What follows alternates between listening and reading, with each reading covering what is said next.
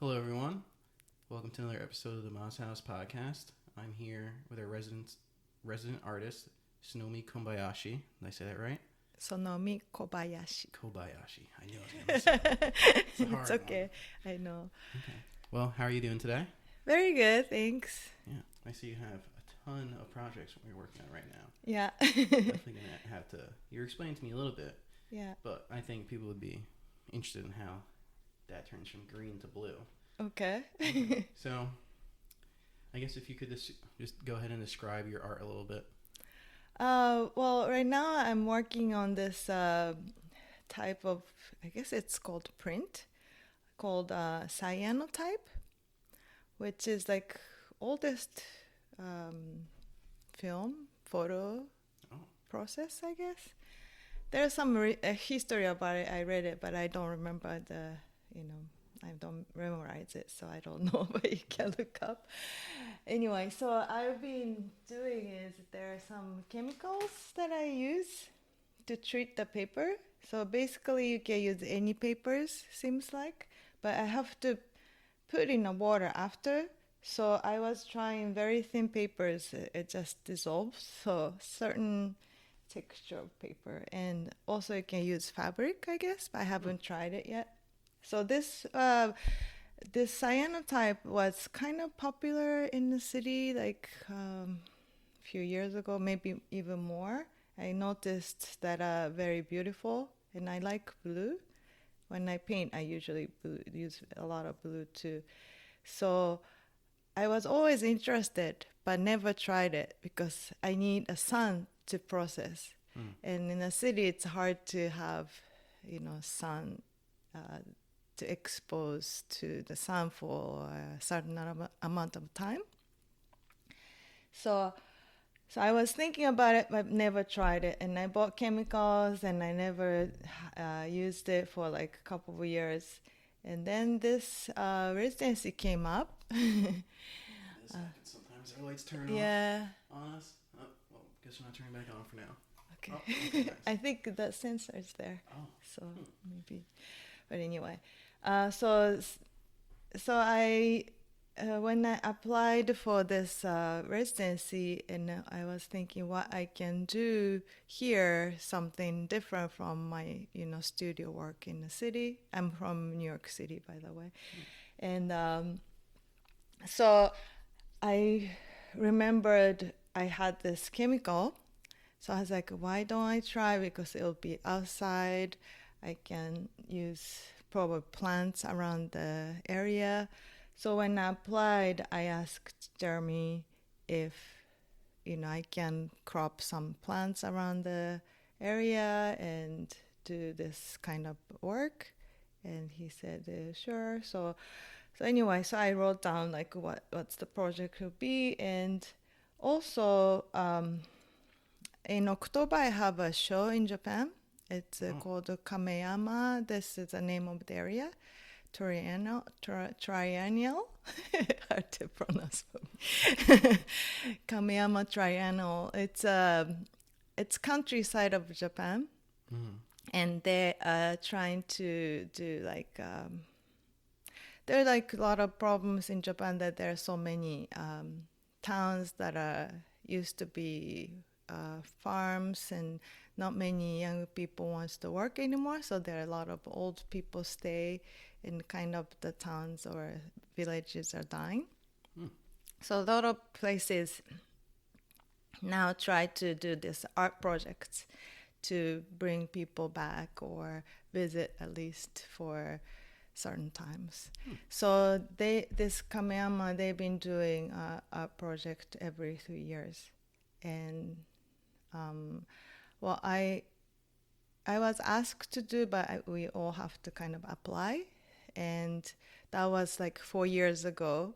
And 3 years ago, 2020, we were supposed to do this triennial. But because of the COVID, it was canceled. Postponed. And last year was postponed again. And this year, hopefully, it's happening. So I had different project 2 years ago, but it's kind of old for me. So I was thinking about what can I do something new. So when I got this residency, it's right before I'm going. So I thought this would be a cool idea because I grew up in Japan. So I'm Japanese, but I live in New York for a long time, and I think it's longer in New York now. So I wanted to do something about New York and Japan. So when I had this idea using plants from local, I can use this materials to make images of mandala. Mandala. Yeah, mandala. So that's why I'm cutting these papers like a circle. Very cool. And placing the plants like mandala-like. Oh, I see. Yeah, and I've been researching after I did all that, researching the name of the plants. And a lot of them are local, but some are very interesting. Like I was looking from Texas, Russia, China, India, and not from here. And some are from Japan too. So I've been writing on the back of it, and then I want to hang them. I actually tried yesterday in my bedroom, studio place, and I took a video so you can see on my Instagram. But they should move, and I have different sizes, so it looks like to me universe, and each. I think a mandala is about I think it's. I have to look more too, but it's based in Buddhism about life, and I thought I always think about life that each person have their own life. Like I meet you, and I see you. I just have a. I don't know how to say, like view of from me. Your perspective? Yes, perspective about you, but it's probably different from how you think or the other people think about you. And same thing about me. So each person have their own world, and so I wanted to make a different world for each of these, and using plants from here. And then I'm gonna go to Kameyama, and I'll do the same thing from the local plants there before this triennial starts, and I would. That's when the everyone wants to light. go. So I would display together and feel like I guess it's my world, but maybe the viewers have a different view of seeing the world. And if I have a bunch of them right now, I think I have about 40 I made. Oh, wow. Small ones to large ones. I have more upstairs, but I want to make more, hopefully. And yeah, I want to display in this area. Very cool. I often think about other people's like worlds, especially when I'm driving in traffic. I like to look at other people's, like look through their window in the car, and it's like, wow, that person has had a whole entire life very different than mine, but yet we're stuck in the same traffic jam, and I can't hear it. They have like their own music and all their own sound, and I can't hear it, and they can't hear what's going on in my car. Right. It's very interesting to think about. It is interesting. How long did you live in Japan for? How long? I was born there and grew up there till I was 23. I came when I was 24. Oh. I've always wanted to visit Japan. I've always wanted to visit Japan. Yeah. It's very cool. Yeah, you should. Yeah. One day. Hopefully, me and my friends have been wanting to plan a trip there. Yeah. Three of us. Yeah? Been wanting to see more of the world, because I've been to like Europe and over here, but never been to anywhere in Asia yet. So Okay.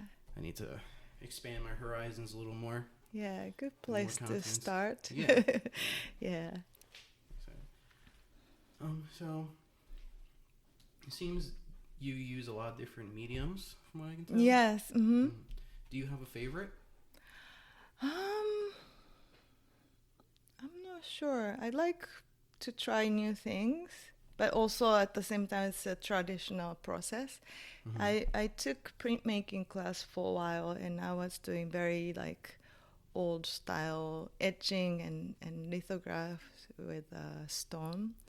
So I like to do, use old things, but bring up to like a modern world. And I usually experiment with it and see if I can recreate something different or original for me. Very cool. Yeah, thank you. I like the process, everything about process. So it doesn't matter too much about what I use, I guess. I started with like regular drawings, models, and oil paintings, and I was doing oil paintings for a long time, but I started using different materials. Yeah. So speaking of art process, how does your process change while on residency rather than when you're at your own home studio or somewhere else? Well, recently I've been using this called alcohol ink, which is a new material. It's getting very popular, and I found this 2017. I started working with it, and you don't take too much space. And my studio is small right now, so I've been using that material to create my, image, I guess. Yeah. Very cool. I know you have an alcohol ink like workshop tomorrow, right? Yes. Yes. So what's going to happen at that? Well, it's about it's a new material, so you need certain techniques, and probably very new to a lot of people. So first, I can show them how you use it, how it looks, and then after that, I can give everybody some techniques that I found since I've been using. Because in the beginning, it was hard and not many people are using, so I was kind of experimenting. And now you can see YouTube videos and you can see all these different techniques. But I was looking that, and also I was experimenting my own. So I have this my kind of way to teach, I guess, process easier for everybody to pick up. Very cool. I'm excited to try it. I'll probably be here. Okay, I'll definitely great. be here tomorrow. Okay, that would be fun. Anyone who misses it, who's unlucky enough to miss it, I will also be usually shoot like some sort of video about it. So we'll see. Okay. So people will be able to see find what it later on. Who happen to miss your residency. Yeah. And I usually have some, if you're ever in the city, I have workshops many times. One coming up very soon, right after this, and then one in December. So. Very cool. In this city pretty often, so maybe I'll check them out. Yeah, okay. Yeah. Sure. So, how did you discover Ma's house? My friend, I think she worked with Jeremy about photo shooting. I don't know exactly what she did, but I think she's French and she moved to this area. She's French? She's French and lived in New York City, but she moved around this area, I guess, which I didn't know very much. And so she just forwarded me for this residency. And she's like, you should try. And I go, okay. And then I read it. It's about people with the color. So I'm Japanese. So I thought, oh, this is a more chance and also interesting to be in Indian nation, like at the, how do you call it, reservation, I guess, Indian reservation, to have a residency. I've never done it. So I thought it would be cool. Yeah, it's definitely a unique opportunity. Yes. I don't know many of these type of things out there. Jeremy's really put something together that's pretty special. Yeah, and it's a very beautiful place, and it's very nice. A lot of people do really fall in love with the landscape around here. They're always very interested about the plants. The people who are listening can't see it, but if you can even one of my favorite parts about Oh being in the yeah, studio. You yeah, can see, I like that. Yeah. I actually just did a podcast with Jakub over there, or Yakub. He created that with the help of the Shinnecock kelp farmers. They kind of inspired him to make it. Cool. Is he from here or? No, actually, where was he? Is he from? I think he's in Florida. Oh I think yeah, so. but he did the residency Yeah, he here. did residency a while ago. Yeah, I'd say I'm 92% sure that he was from Florida. Okay. And he came down. He might even been from Miami. I see. But I've been doing a lot of podcasts lately, so things are starting. Yeah. It just seems like one giant podcast now to me. Meeting a lot of people. Yeah. Meeting a ton. Especially, it's always nice to go back and with the alumni show. You're our first artist in residence since we had the 1 year anniversary. And I remember going to meeting the first alumni or the first artist in residence, and then a year later being able to talk to them, see what they're doing now, and everyone that I've met. It's been very interesting. Like learning a lot from all these different artists. Because if I do something very similar, I'll ask them like their tips and tricks, and then maybe I'll be able to use them in my art too. Yeah. So, they've been very helpful to me.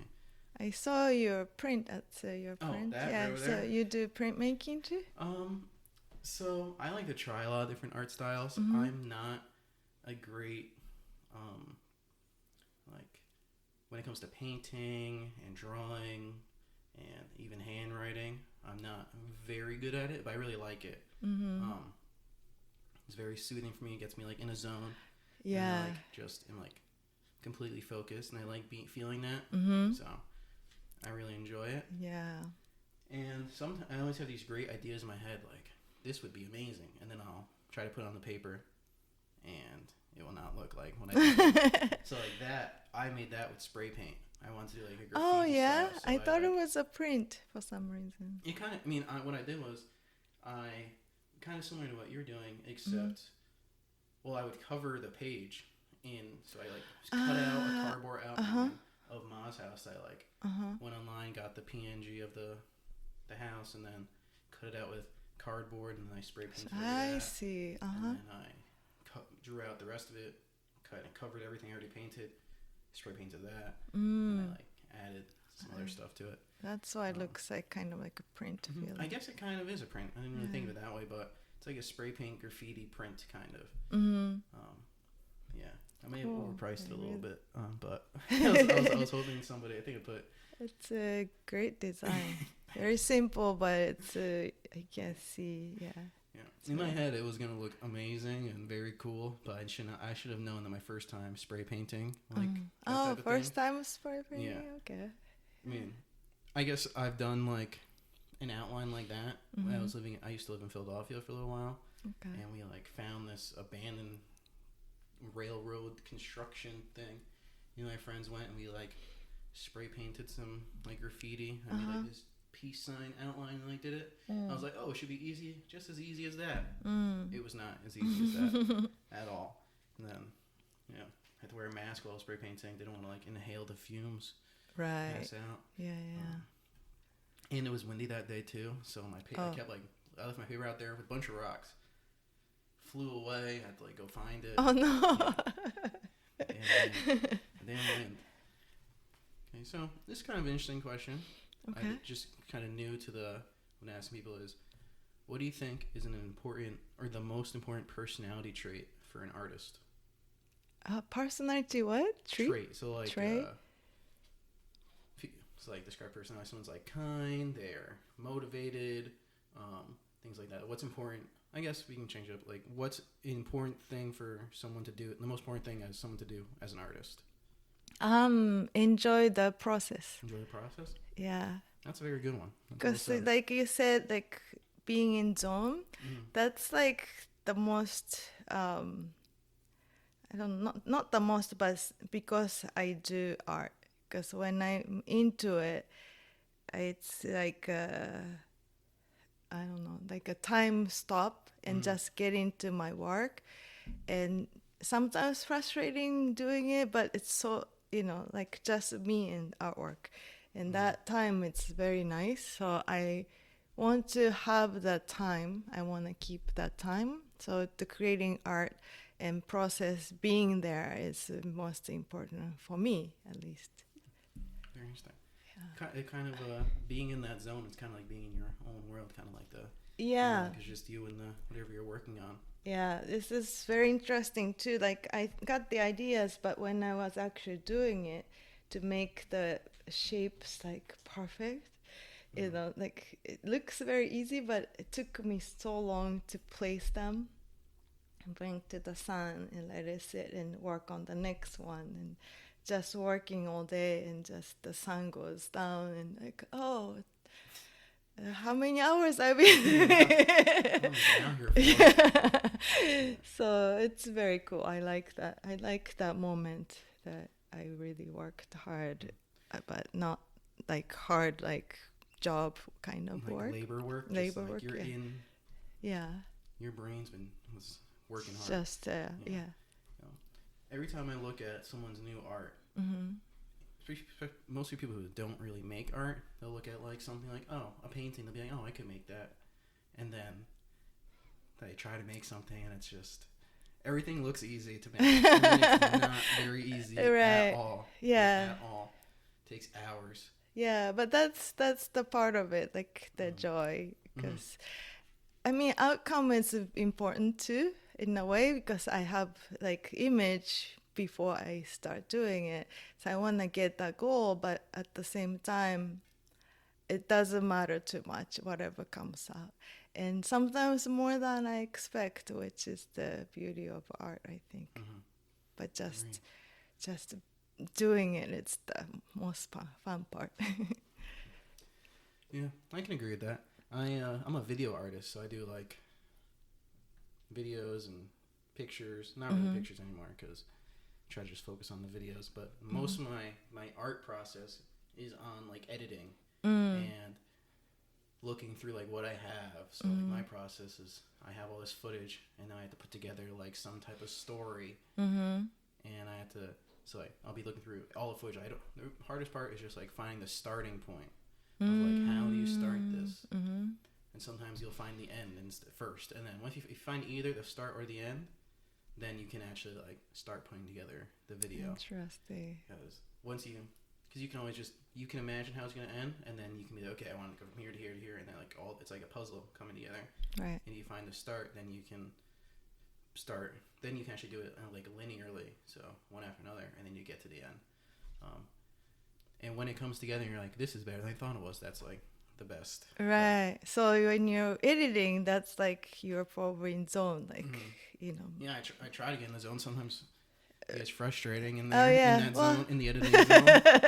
Yeah, that happens to me too. I get frustrated, and like first try a couple of times didn't work, and I was like, why, you know? But yeah, that's overall when I'm done, it's nice.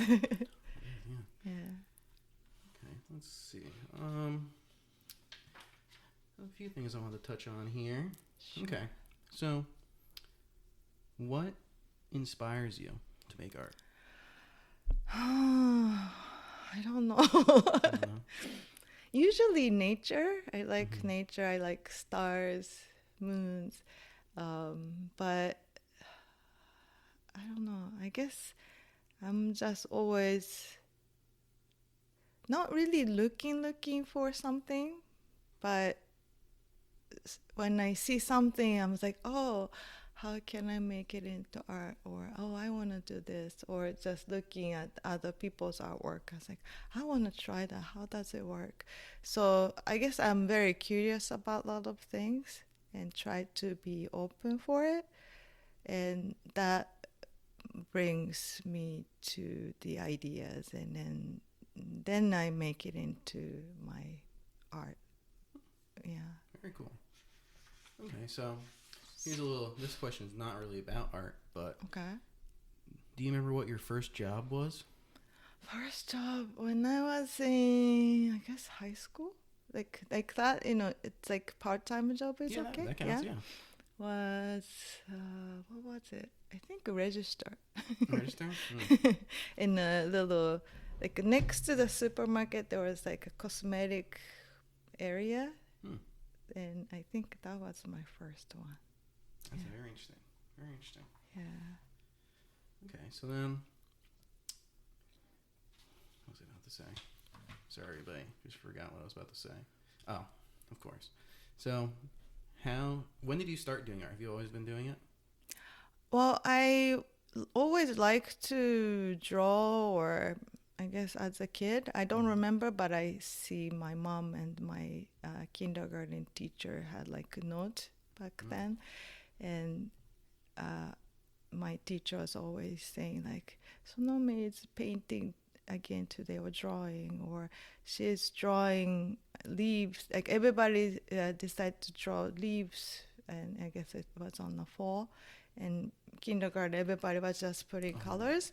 Yeah, but I was doing like all the veins, which I don't remember, but that's what they said in the notebook.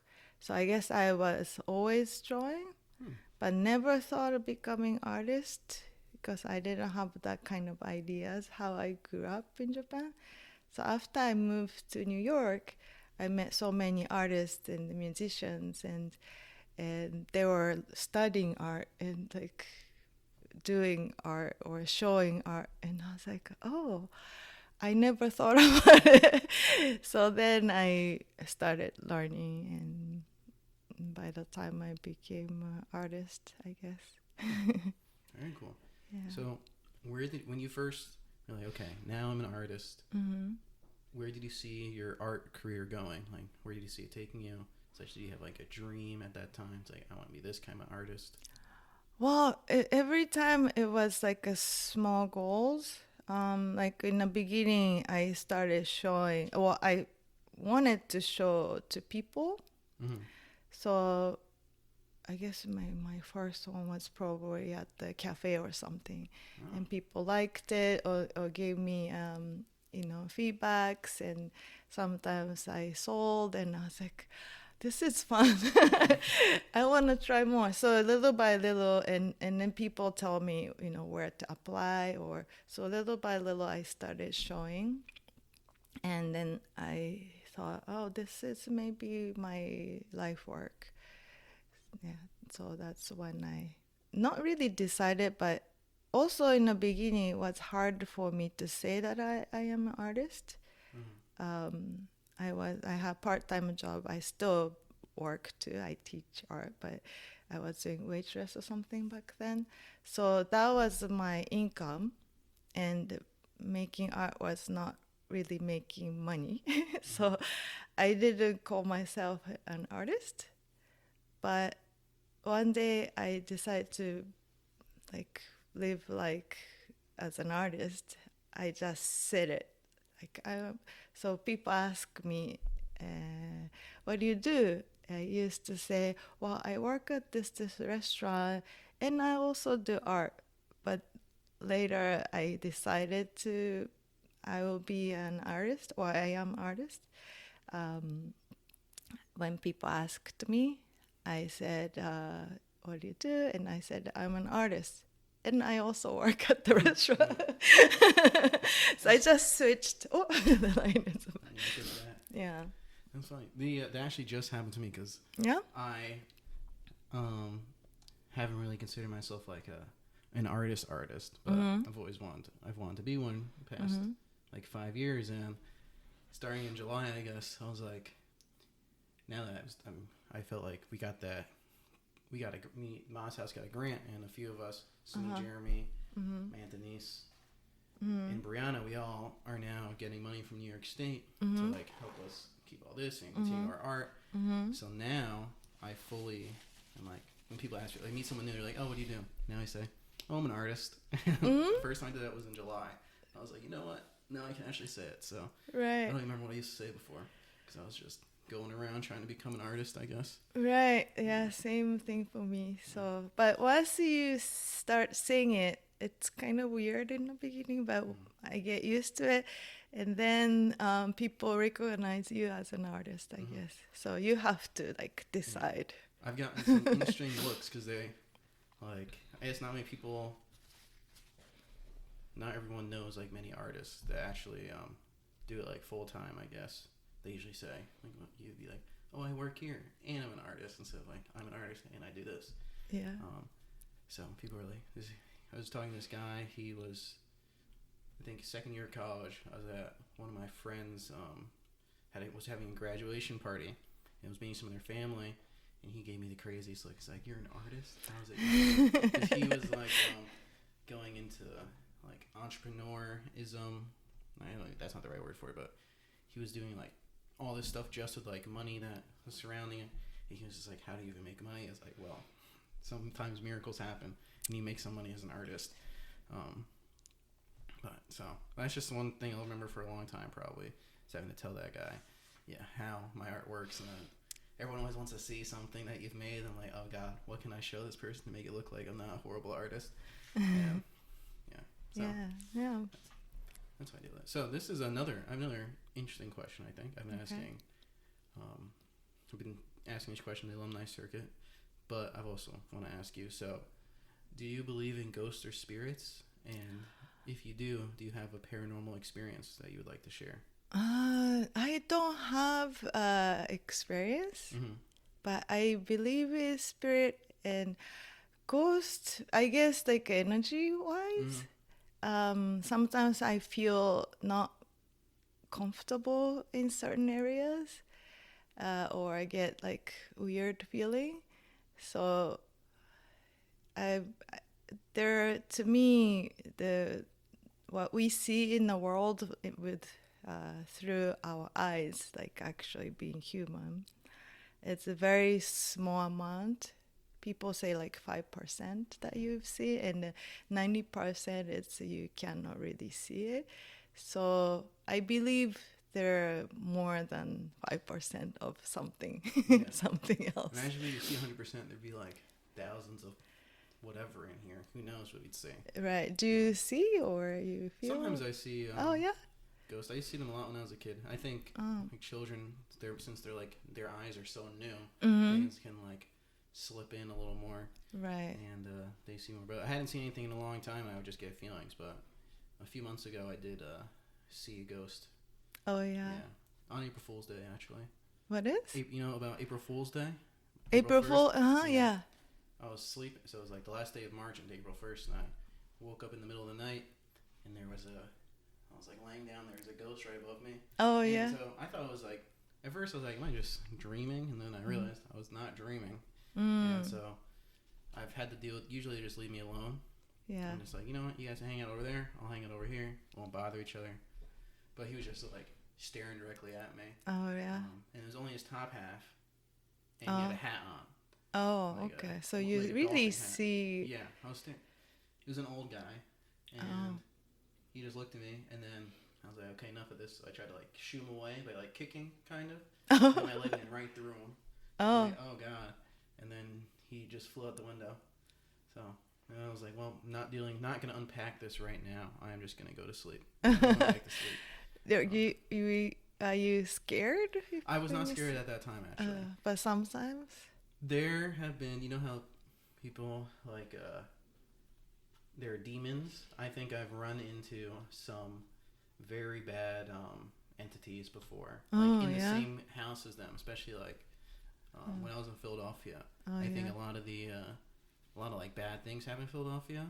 So like I think those sometimes really like bad acts can kind of leave energy around. So it's not necessarily a ghost, it's just the bad energy that what happened is still there. So there would sometimes be at like a party, and then I could totally tell that there was something horrible here, like affecting everybody somehow. So all the craziness.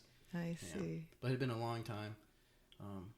And even sometimes like I would see like everything's a little more red than it was before. Like the colors are more defined if it's like good or bad. Like red I feel like is not necessarily bad, but can be an indicator that something is doesn't have great intentions, especially just like because it's like it can be a primal color. It's like survival. It's like this thing's trying to survive more in its space. Who knows what it's gonna do? And then like the color of Ma's house is kind of more like maroon kind of to me, which can be more like it can be seen as like a god or color kind of, I think, in some cultures. So even though red can be bad, it can also be good. But it's just the feeling, I guess, is very interesting. Ah, interesting. I also think music has different colors. Like, like when I listen to music, I'm like, oh, this sounds green. I don't know why, but I just get like, I guess necessarily images. I think since my ears are so bad, my body like compensates and almost gives me like, lets me see. I can't see the sound, but it just tells me like, oh, that's green. It's a sound. But I don't like see anything. That makes sense. Yeah. Kind of. I like blue. Do you know what blue it's about? Blue? I would say blue is like people telling the truth. Oh, yeah? Interesting. I would say blue is truth. Truth. I like that. And like probably something to do with your throat, like talking. Interesting. Interesting. Yeah. Colors definitely have some meanings. You know what's interesting also? You know how I was saying talking? On the computer, blue is the color of our voices. Oh. Also. Which is interesting. That is interesting. Yeah. So yeah, blue, you know chakras? Throat chakra is light blue, I think. Blue. Yeah. And I think here it's like a deep blue, the third chakra. Third eye chakra. I think. Yeah. I used to have like all those on my walls and whatnot when I was in Philadelphia. I was very spiritual back in the day. Oh? Back in the day, I mean like 3-4 years ago. Okay. But kind of taking a back seat while now I have so much more work to do, I guess. But I spent a lot of time like doing meditation and whatnot for a couple years, like 2 years, and then I was like, well, this is interesting. Definitely felt interesting, like being in that type of state. Interesting. Like meditation. Yeah. Lots of self-reflection, and then that's kind of how I decided I was like going to be an artist, because I was doing like business and marketing in college. That's what I went to school for, and then I ended up leaving school and being like, I don't know what I want to do, because I was not doing well in school. And I think if you're going to go to school, it should be something you like. Yeah. And if you don't like it, you're not going to do good, probably. At least if you're like me. If you don't like what you're doing, you're not going to. Well, it's really harder, care. I think, to achieve what, if you don't like it. Yeah, way harder. For me, it's very hard to get me to do things that I really don't want to do. And like if I don't, I'll still do it, but I just won't care as much. I won't put in as much energy as I should towards it. So I wasn't doing as well as I should have been. So I was like, well, I'm going to school. I'm spending all this money to go to school. I'm not doing what I'm doing. I should not really be here for now. Right. So I left after like a year and a half. Actually, I'm wearing my Chicago shirt. Oh, Buffalo. Yeah, went to Buffalo. Okay. Upstate New York. It was fun. Nice. A lot more fun than education over there. Yeah. What did you study in Buffalo? Art? No, I didn't go to school for art at all. Oh. I went for marketing and. I thought that was in Philadelphia. Oh no. No, I went to school in Buffalo for marketing, and then I left. I actually moved into Philadelphia with 3 musicians. I guess like they were voice musicians. They didn't really play. They played like a few instruments, not really like they weren't going to be like guitarists or anything. They all wanted to use their voice. Yeah. Oh, nice. So they were all very interesting, but they're still my friends. But they ended up kind of just like people kind of give up on art and stuff. Like they really give up on things could get in the way. Like they have to make money.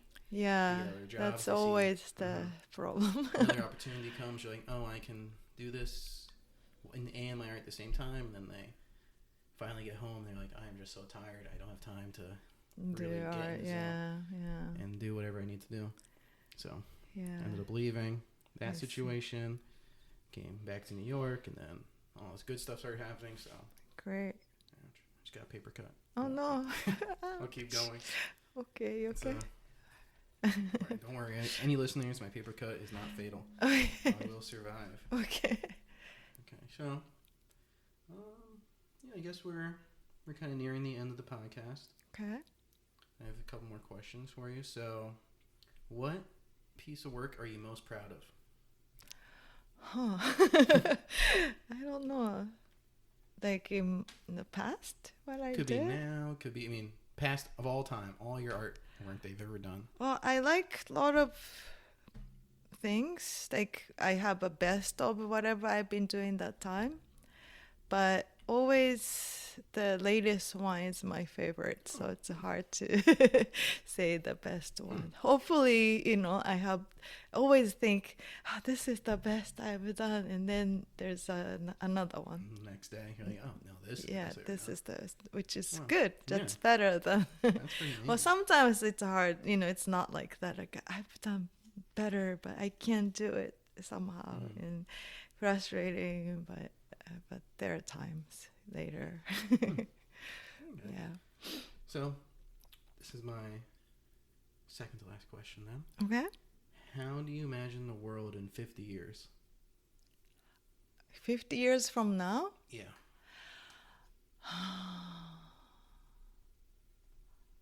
I don't know.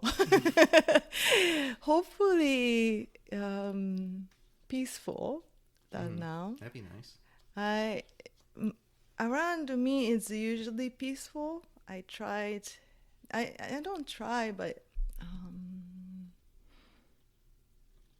I guess I try not to do stuff that I don't want to do, and I don't meet people that I don't really care.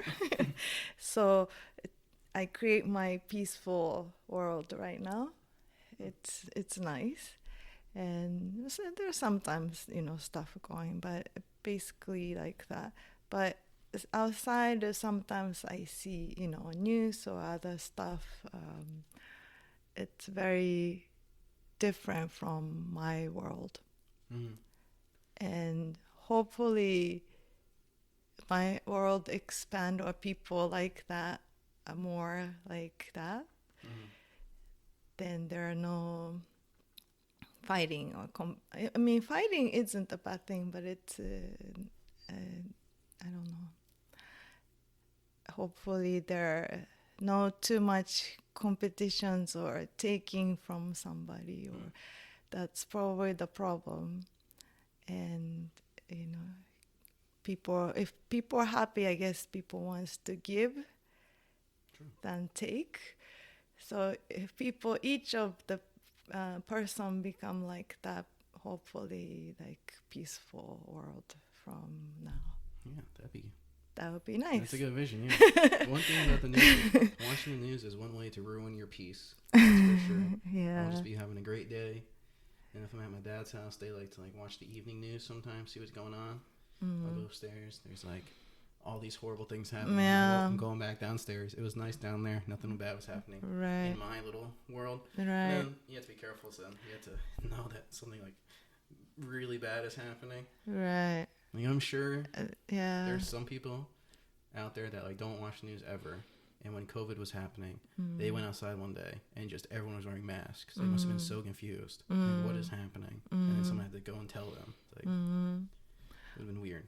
Right. Well, I'm on mostly Instagram and YouTube and stuff like that to get information. I don't watch news on TV very much, but whatever the news I need, I feel like I get it.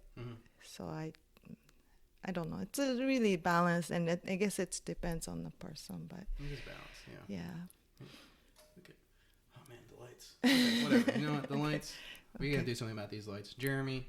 I have to talk to you about this. You need a lamp. Okay, just get me a lamp downstairs. Okay, so I guess this is basically the end. So last question for you is also technically for me. Do you have any questions for me?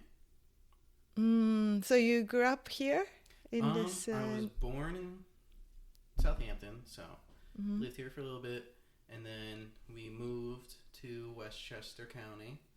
With the family?